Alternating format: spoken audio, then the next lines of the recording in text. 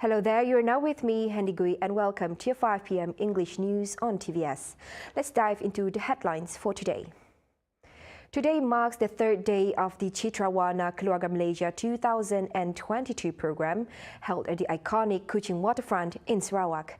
The program, which is organized by the Ministry of Tourism, Arts and Culture, or MOTEC, in collaboration with the Sarawak State Government, aims to bring the public, especially those in Sarawak, closer to Malaysia's art, culture and tourism activities.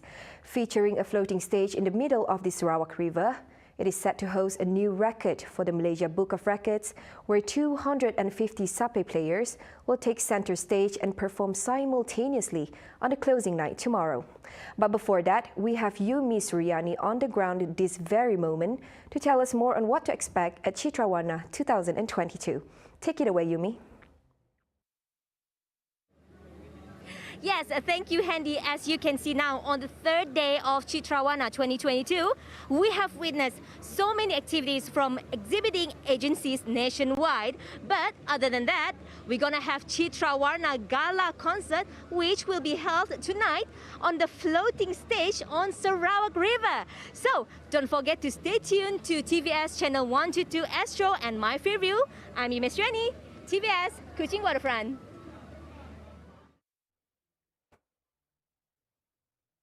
Thank you, Yumi. Now moving on, the traditional lute of the Orang Ulu community known as Sape will take center stage on the closing night of CITRAWARNA Keluarga Malaysia 2022 this Sunday, where 250 Sape players will attempt to set a new record for the Malaysia Book of Records.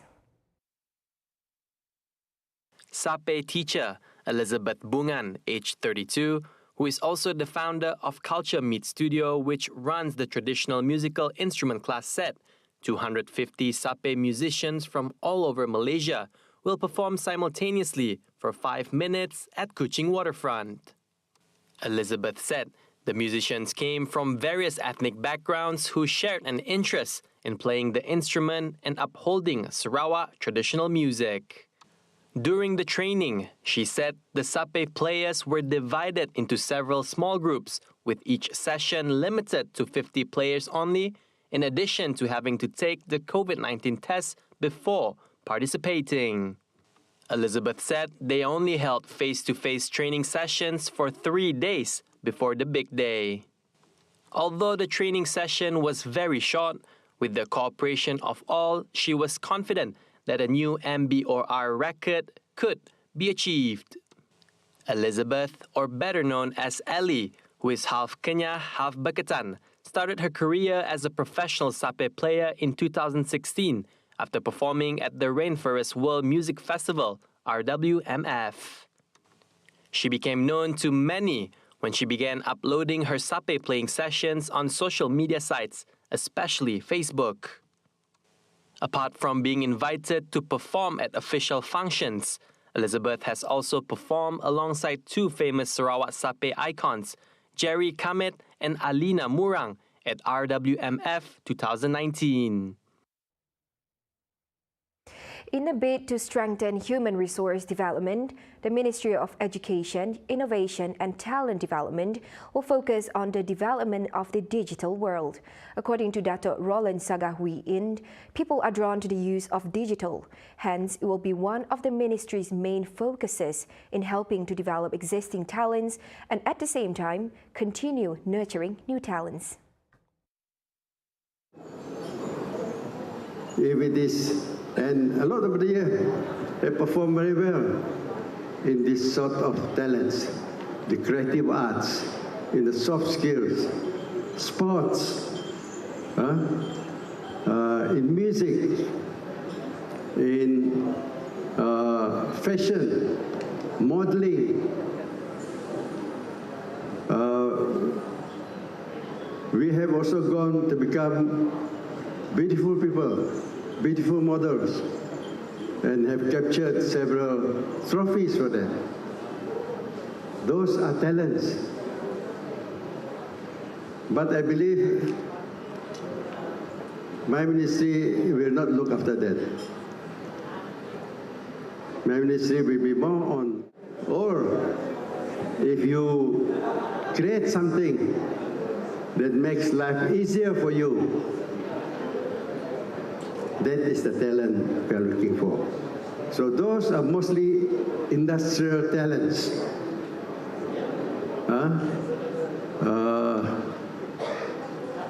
And some of it involve the digital talents.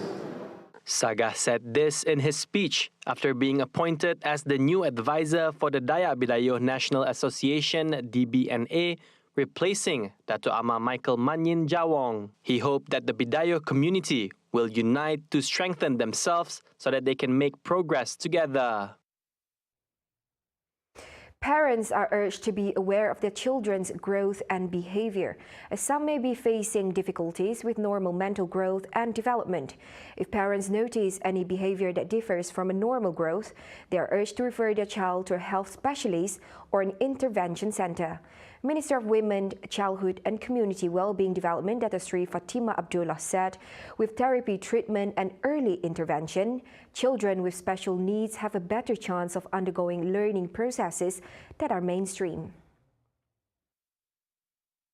According to Fatima, early intervention is the best option to ensure a bright future for children with special needs. My advice to parents is, if your child is not developing normally or does not reach his milestone by a certain age, get him or her diagnosed as early as possible. Early intervention is crucial in helping special needs children to improve, and some of them may be able to join mainstream education if they make significant progress after undergoing therapy. She added that there are currently many intervention centers that have proven effective in helping many children with special needs. Using the One-Stop Early Intervention Center, or OSEIC, in Kuching as an example, Fatima said the center had successfully helped 100% of children enrolled with the center to participate in the mainstream learning process. The 100% success of SAPE Sarawak children joining formal education bears testimony to the effectiveness of early intervention on young special needs children. Inshallah, SAPE Sarawak will continue to offer the beacon of hope to many more parents and make a big difference in the lives of young special needs children in Sarawak. Parents who send their children to SAPE Sarawak pay only a token monthly sum of 50 ringgit for once-a-week session or 100 ringgit for twice-a-week session. Fatima said this while officiating the One-Stop Early Intervention Center, OSEIC, Sarawak 2022 graduation ceremony at the Waterfront Hotel in Kuching on Friday. Also present during the ceremony was Yang Amat Berbahagia Tuan Puan Datuk Patinggi Hajah Ragat Kurdi Taib.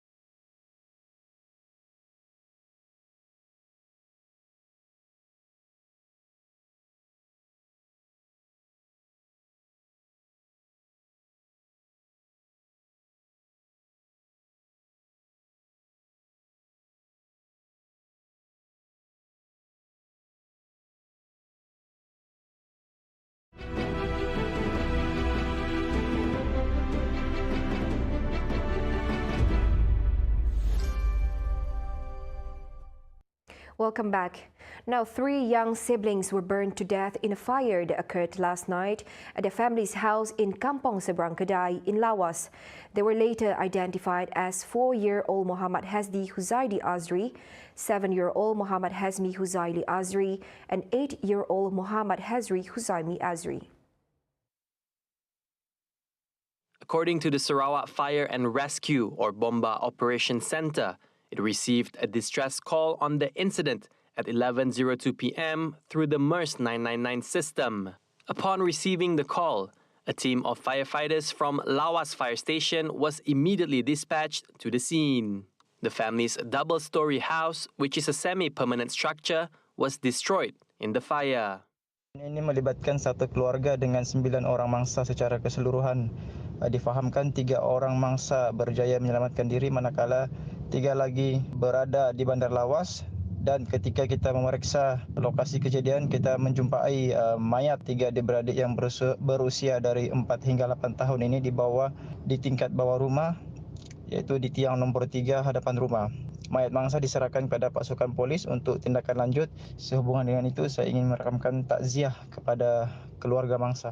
The surviving family members are the father, mother, and 2 other siblings of the victims, aged 12 and 14 years old. Their grandparents, who are 72 and 73 years old, also managed to escape the fire.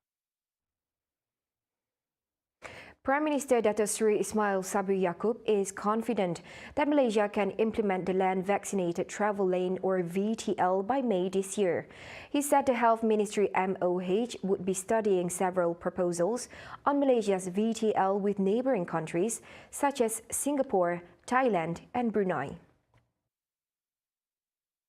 The Prime Minister added that Air VTL is easier to implement compared to Land VTL, as travellers arriving at airports can be quickly screened for COVID-19. However, long queues of vehicles need to be avoided when conducting screenings at the land entry points. Ismail Sabri said the Land VTL, particularly between Thailand and Malaysia, is important because it does not only involve tourism but also bilateral trade, especially border trade, which accounted for half of the Malaysia-Thailand trade, totaling about 44.1 billion ringgit. Meanwhile, he said Malaysia's land VTLs with Singapore and Brunei is important for the cross-border movement of people between the 2 countries. Meanwhile, on another matter, Ismail Sabri said Malaysia and Thailand had agreed to recognize their respective COVID-19 vaccination certificates, MySejahtera for Malaysia and MOR Prom for Thailand, to support their efforts in reopening their borders. Now wrapping up the 5 p.m. news, Malaysia is seriously concerned over the escalation of conflict in Ukraine and strongly urges all parties involved to immediately take steps to de-escalate and prevent devastation and loss of lives. Prime Minister Dato Sri Ismail Sabri Yaakob said every effort should be redoubled to seek a peaceful and amicable solution to the conflict through dialogue and negotiation based on international law and the United Nations or UN Charter. He added that the UN Security Council must carry out its primary responsibility for the maintenance of international peace and security. Meanwhile, Ismail Sabri said the Embassy of Malaysia in Kiev is currently undertaking evacuation of the remaining 8 Malaysian nationals and 2 of their foreign dependents from Kiev. Russian President Vladimir Putin on Thursday announced a special military operation in the Donbas region of eastern Ukraine. Following that, Ukraine's President Volodymyr Zelensky declared a state of emergency throughout the country. Ukraine has also announced the closure of its airspace for public use due to the high risk to civil aviation. And that wraps up the 5 p.m. English news on TVS. With that, I'm Handy Gui. Stay safe and have a pleasant day.